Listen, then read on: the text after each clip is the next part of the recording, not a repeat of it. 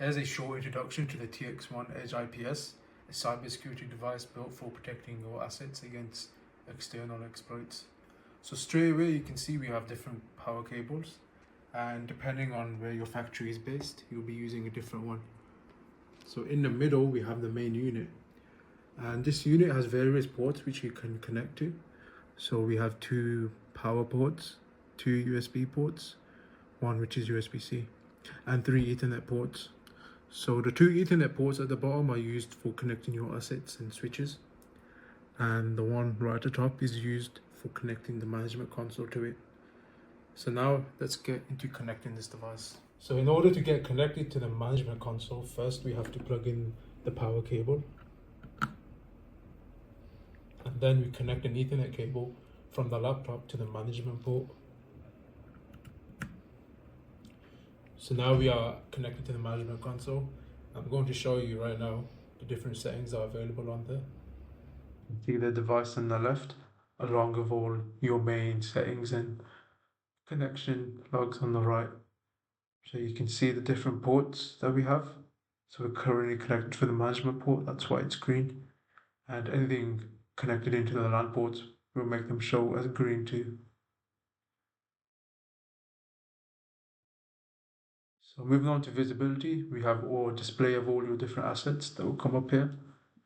And we don't have any connected this right now, but if you were to connect anything, it will come up here and show you basically everything about them, whether it's through the connection as well as the threats which is detected on each asset.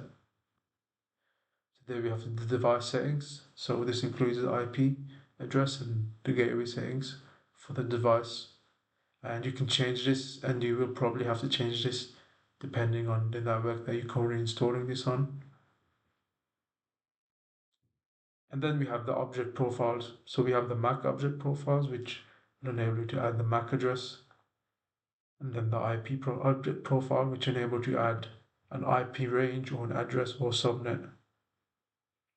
And then we have the service object profiles, protocol filters. And most importantly, we have the IPS profiles.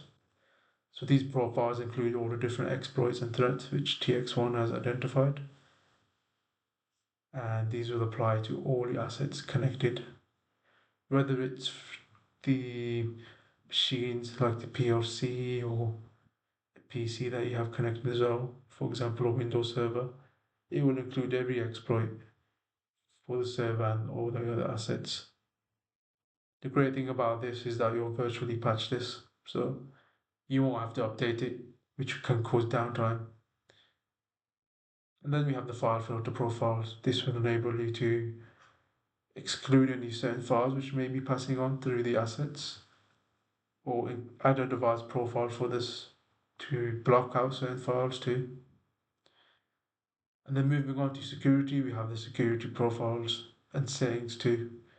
So here's a basic security mode that you can enable or disable, whether it's online mode or inline mode, as well as offline mode.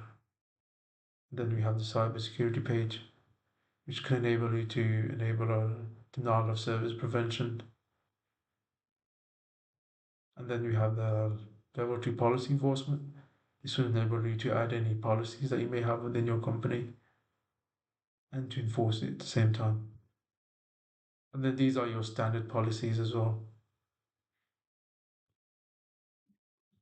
A more interesting setting is the ability to automatically enable new profiles and policies depending on how the edge learns through your different traffic that it's passing through,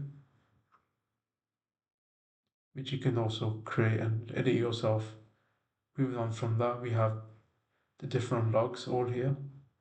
So these are your cybersecurity logs, policy enforcement logs, and everything that the device detects, as well as the system logs if you want to search it for any settings within it.